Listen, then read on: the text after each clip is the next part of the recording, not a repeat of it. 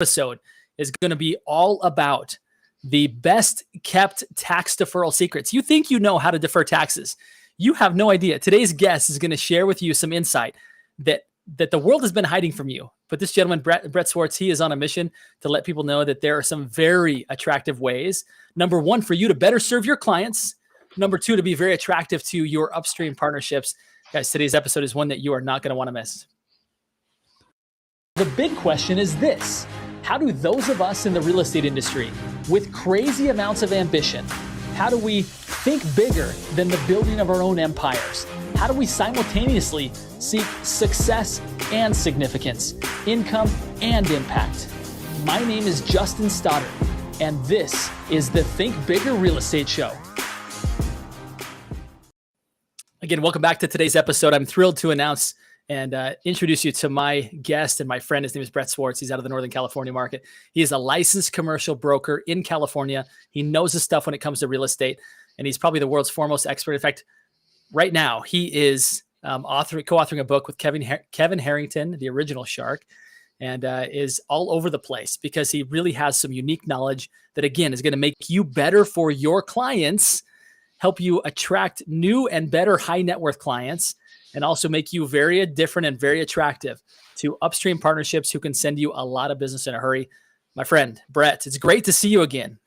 Justin, so good to be here. Thanks for having me. Yeah, my pleasure, man. Always enjoy your energy and just your expertise is bar none the best out there when it comes to this topic. So thrilled to be with you. Let's dive right in. Tell the folks at home how you uncovered these secrets. Like, tell us your story. How did you get here?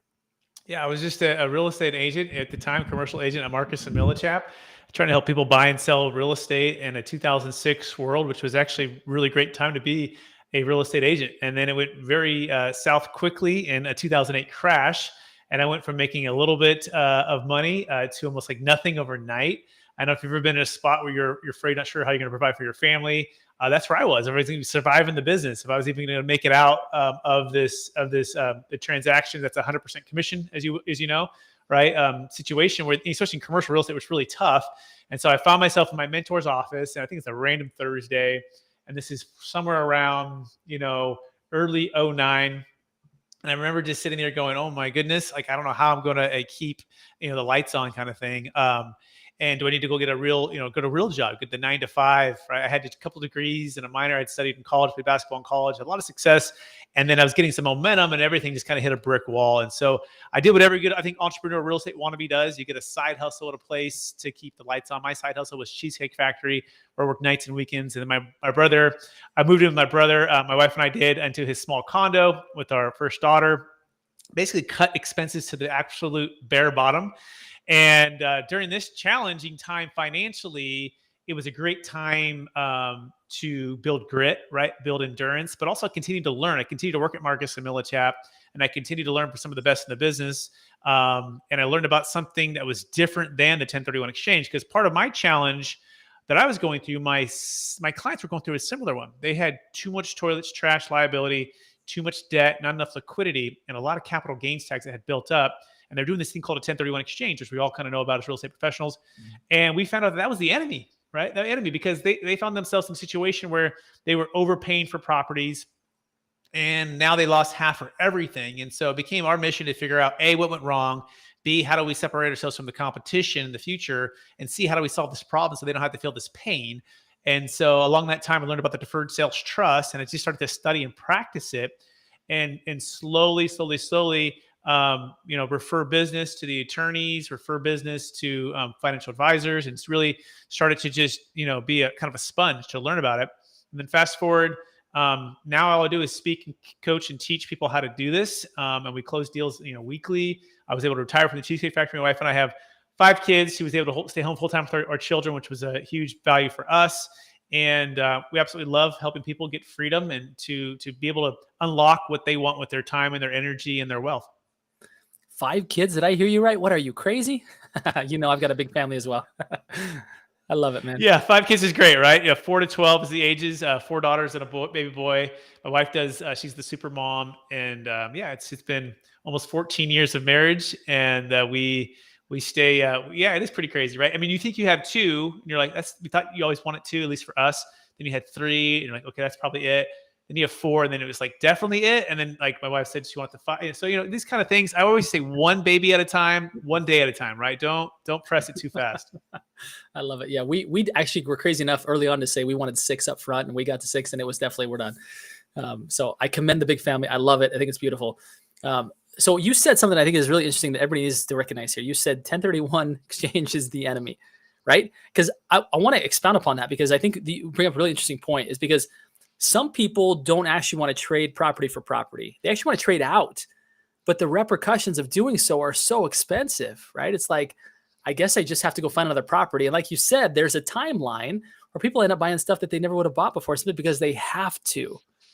And what I hear you saying is that the DST provides an option for people to not have to go down that path, to maybe be able to trade out, right? Still have the same protections that you get from what would be a 1031 exchange, but you aren't maybe forced into kind of some of the same pigeonhole type scenarios that people get locked into. Would you say that that's one of the greatest benefits, or the biggest eye-opening for a lot of people, is that maybe there is another alternative here?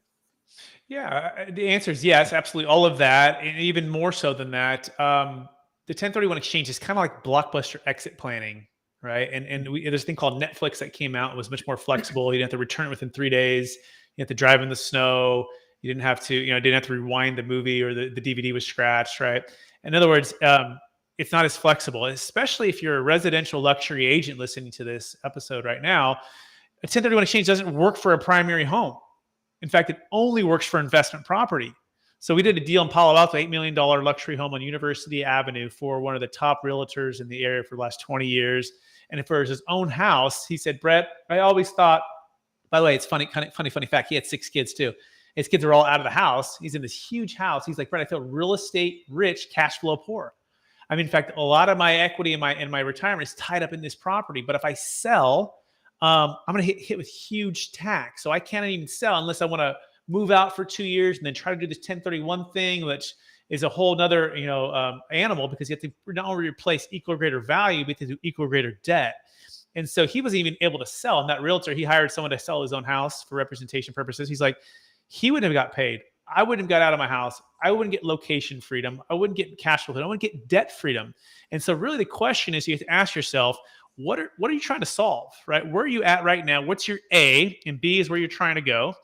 And if A is, I want location freedom, I want cash flow freedom, I want debt freedom, I want what's called optimal timing freedom, where I can invest back into multiple assets at different times, dollar cost average, or even I can just wait on the sidelines and buy real estate at a discount. One of our sellers, clients, he sold a $2.6 million business in Alabama, deferred all the tax, and then he built 70 multifamily units in Tennessee with a portion of the money. So it can become your partner to partner with you on a deal. And so this is why it's like Netflix, right? It's super flexible. You can diversify. You can get out of debt. You can dollar cost average. You can go back in and out of real estate. You can be passive or active. You can put it all into the stock market and be completely passive. So it's just so much more flexible, and it fits what people are trying to achieve, which is freedom. Freedom from a number of things, but especially for a lot of people in California, as you know, that are relocating to Tennessees and the Floridas and the Texas. We just did a $17 million deal for a client in Sacramento, and he wants to move to Tennessee, right? And he has another big house that he's going to use part of the DST for as well. Now, one of the downsides is you do need to take some capital for a down payment. You can't just 1031 or deferred sales strategy to a primary home. So you got to make sure you follow certain rules and you pay some tax on that. But this way that we structure the deal. So really what we're getting at is having a tax flow and a cash flow mindset, not just cash flow. Most people just tell you it's all about cash flow. No. Guess what? Taxes are all-time high. They're going higher. The government has a spending problem, Justin, which means we all have a tax problem, right? Unless we're using what's legal, what's available, what strategy is going to help you unlock your freedom. Yeah, boy, so well said. So many nuggets in there.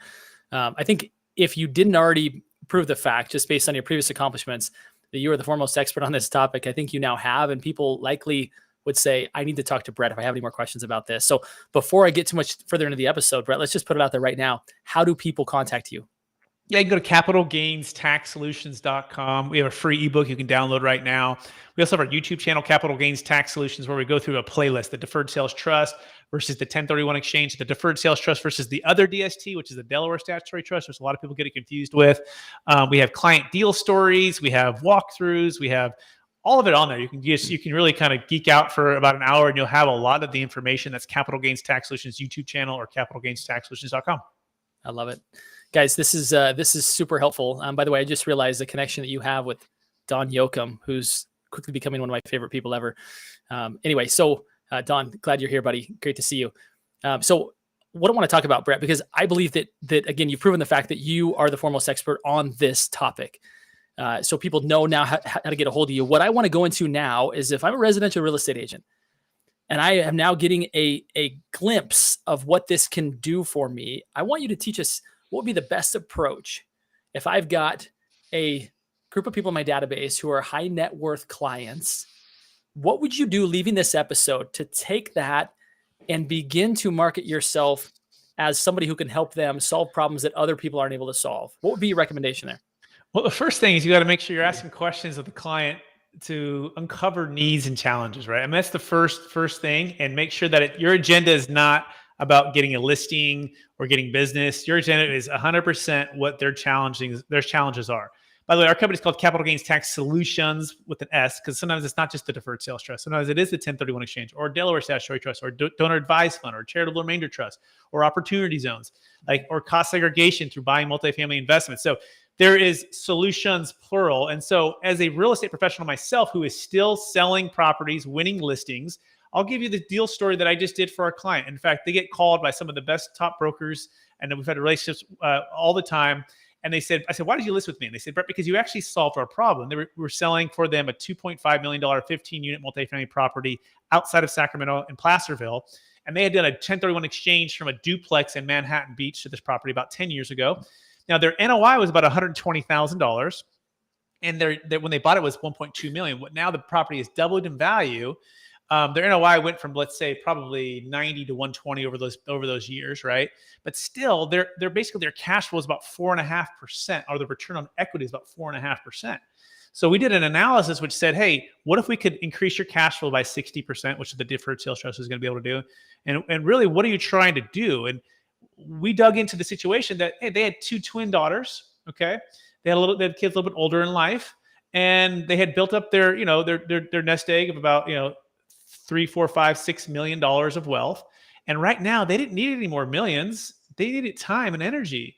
And part of what was happening is they're having to drive 4.5 hours to a property to deal with the city, to deal with rent control, to deal with COVID, deal with fires that are going on. All of these challenges that are taking away from the one thing they can never get back, which is time, especially time with their kids. So once we were able to, kind of connect the dots here and show them that the Deferred Sales Trust, and not only are they going to not have to trade 15 units for 30 units, right? Because most people go, well, I have 15 problems. I don't want to trade it for 30 problems. You're like, exactly, right? I'd rather not have all of that, time and energy, toilets, trash, and liability. So we really just focus on the client like a laser and what they're trying to solve for, uncover those needs. And part of how you do that is through what's called mirror and labeling, right? When someone says something, you're going to mirror what they said, and then you're going to label the emotion behind what they're saying. And as you do that, you're going to connect with somebody, and that's also going to help you to think creatively, right? Outside the box. Now, if you know if 1031 exchange is an option, a deferred sales trust is an option, and as you're mirroring, labeling, and working with people, as well as not having the meeting over the phone, number one. Number two, when you're in the first meeting, determining if a proposal is warranted to solve their problems, determining their motivations, their challenges, their needs, uncovering those things, right? Making sure that you're understanding where they're at. And then looking at a proposal as a potential option to sell, and look at what other options they have, and coming back with that as a solution to their problem. So that's kind of a big answer, but it's definitely an art and a science here. And if you have something that unlocks their challenge, guess what? They will list and sell with you. If you don't, they're going to either not sell at all, this is what they were doing for many years. They're like, I'm just not going to sell because I don't have a solution to the 1031 exchange. And until the Deferred Sales Trust showed up, then it was able to unlock what they needed, and we were able to solve the problem. So that's what I would say, Justin. Keep an open mind, but have the skill set and have the people to be able to call on, because we don't need more ideas or solutions. We actually just need more people. The people have all the ideas and solutions.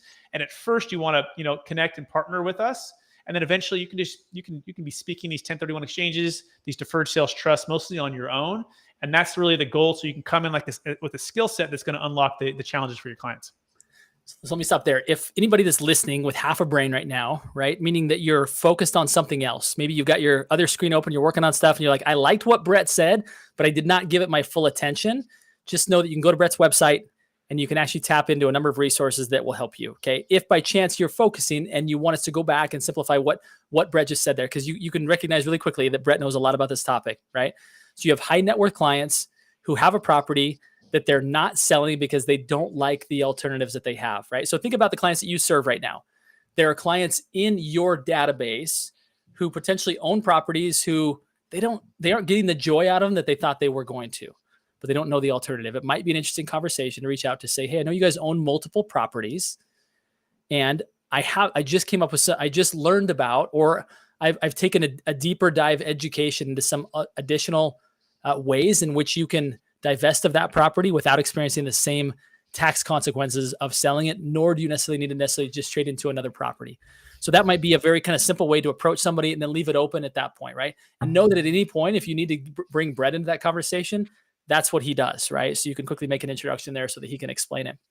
But I would encourage you that there are opportunities, people who are struggling right now because they don't understand what Brett knows, that you can simply make that connection to Brett, help them to see the value in actually selling that property. I think there's big opportunities there. I also think that by going back and re-listening to this episode and going to Brett's website is you can take a couple examples.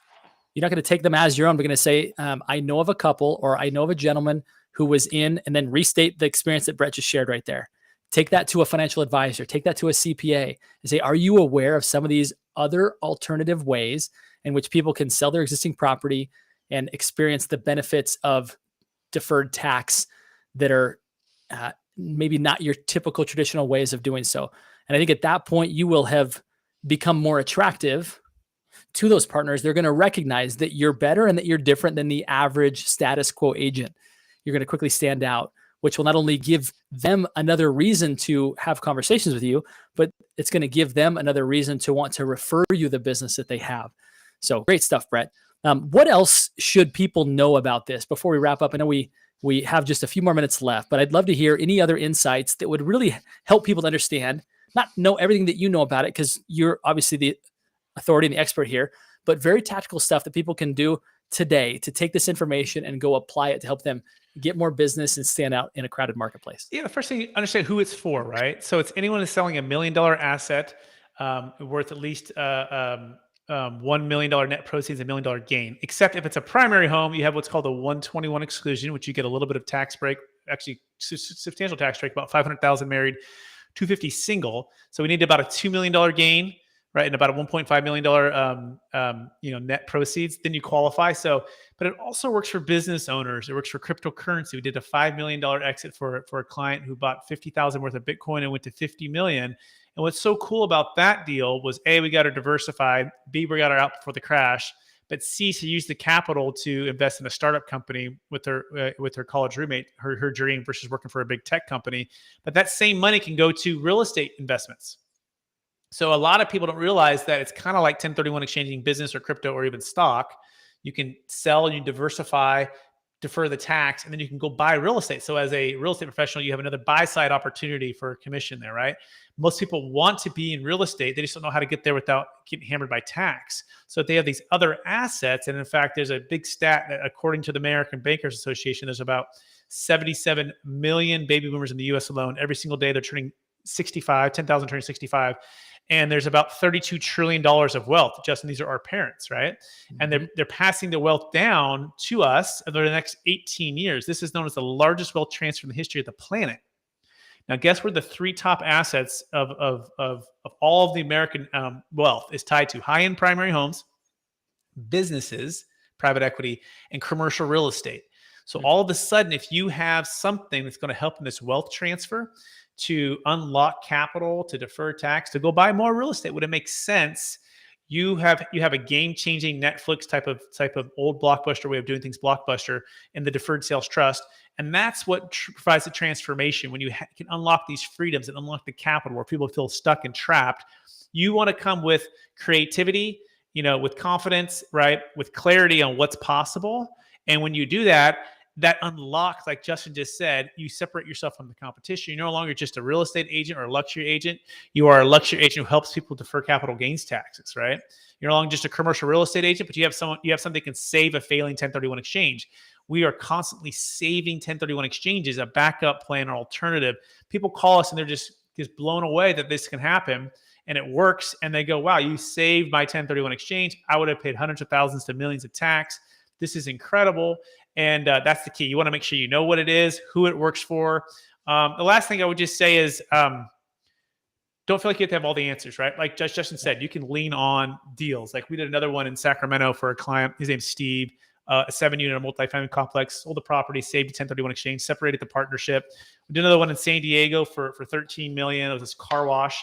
Another one in Georgia for 7.7. So once you understand, you see this one in San Francisco, a duplex for 1.25. Once you understand like all the deals that are actually closing right now, as real estate professionals, we want to see sales comps and actual deals. And those speak louder than anything else, right?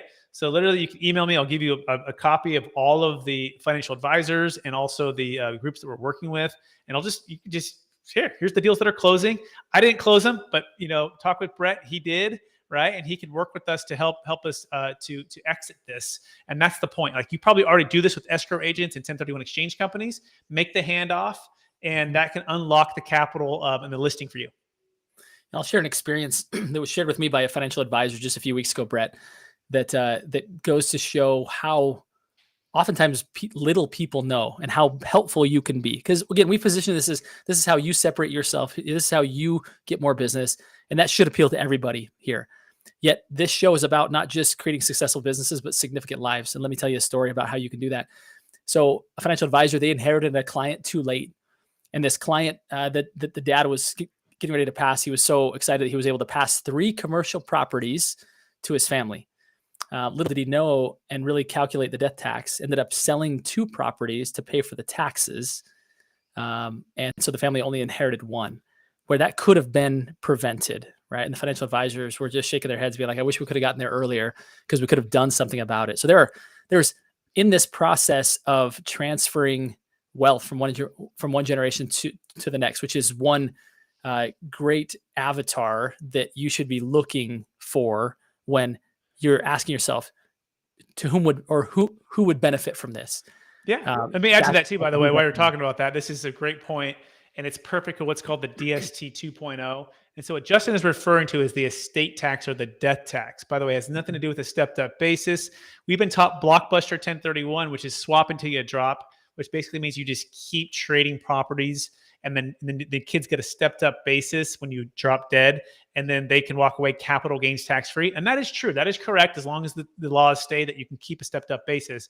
But what about the death tax, right? It has nothing to do with that. That's the elephant in the room. So let's imagine, Justin, you and your wife are worth $124 million, okay? And you're in your 90s and you're coming to the end of your life, and all $124 million is tied to business, commercial real estate, illiquid assets, and you did no planning, right? And you were to die, your kids, as it stands today, they get about a $24 million exemption, but the other $100 million would be subject to 40% debt tax, which is $40 million. By the way, it's the same concept of Yellowstone. Yellowstone, the whole part of the whole show is, hey, we got this big ranch that's worth, I don't know, $200, $300, $400, $500 million is the valuation that they've had for 200 years, 150 years, whatever, right? And now they're looking at the people passing away and the estate being assessed, and then they're not going to be able to pay for it. They have to sell the farm, right? Sell the ranch. And so what could have done, and what you could do, say you're in your 90s, is you could sell it. You do need to sell it to a third-party buyer. You do need to sell it for fair market value, but you can move all of the proceeds into the Deferred Sales Trust Plus. And check this out. You eliminate the estate tax. So you no longer have that 40% or $40 million on that $124 million. So you got it outside your taxable estate. You solve the big elephant in the room. Okay. Now your kids can partner with the trust and go buy more real estate with an extra 40 million. Now in this scenario, 124 million, right? So if they would have known and if they would have sold, right? Now let's practice that in optimal timing, right? Imagine that they knew the good time to sell was in 2006 before the '08 crash, but they had no 1031 lined up and they have $150 million worth of real estate, and they don't practice optimal timing, selling when they knew they should have sold because of the capital gains sector, because of the 1031. And now values drop and they have too much debt. Now all of a sudden they might be losing everything, right? Just for that standpoint alone. So there's so many angles here when you have flexibility and it actually solves the root cause of the problem. By the way, you have no life insurance when you do the DST Plus. You don't have to use it. You don't have to give it all away to charity, although you could give some to charity, right? And you don't have to have 50 kids and try to gift it all away. We do it one day, one transaction. This is also going to help this listing agent get the listing because we've solved the problem today. So that's one other thought you wanted to consider is the estate tax. Yeah, I love it. So many solutions, Brett, and so many opportunities to help people. Again, if this show, Think Bigger Real Estate, is about helping you have success and significance, income and impact, Brett needs to be in your back pocket. He needs to be a guy that you know you have a relationship with and that you can bring him into conversations to really help people at a really big level while you build your business. Brett, I've got one more question for you before we wrap up, which is this. You are a big thinker. We know that about you. What is it that Brett Swartz does to continue to be a big thinker, to continue to expand and grow your possibilities? What does that look like? Yeah, I mean, I think number one is making sure you're around people that are helping you to level up, like a Don Yoakum, right? Who's one of my like mentors and one of my business partners, right, with real estate. Like getting into books. I always say you get in the room with people that are smarter than you. Right? I got in the book with some smarter people, right? So like a Kevin Harrington from Shark Tank, and getting in the room with amazing commercial real estate syndicators and operators and financial advisors and people that are selling businesses and doing it on a high level where you can now glean from their wisdom, and you can provide referrals and network to people that are doing really well at what they're doing. So I think that's really key. I think also staying focused on working harder on myself than I do on my job. Right, my job and what I do to help people is a really big part of who I am, but really focusing on my health, my finances, my faith, my family, my fitness, right? Personal development and leadership. That helps me to grow my character, which ultimately helps me to do and be all that God created me to be. So those are probably the two main things to help me continue to think bigger and think well, I think.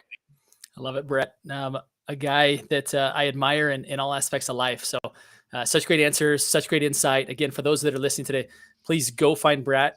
His website is in the show notes. We'll also be putting out here shortly kind of a detailed ways in which you can really apply what Brett's talking about here today. So Brett, such a pleasure always. I look forward to staying connected.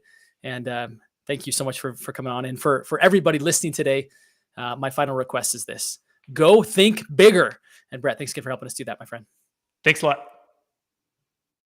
Honest, hearing good ideas is not enough. You have to apply them in order to get the results desired. If you found value in today's episode, then you're really going to love the community of big thinkers and high achievers that we are building in order to help you to apply the principles taught today. If you're not yet a member of Think Bigger Real Estate on Facebook, go sign up now.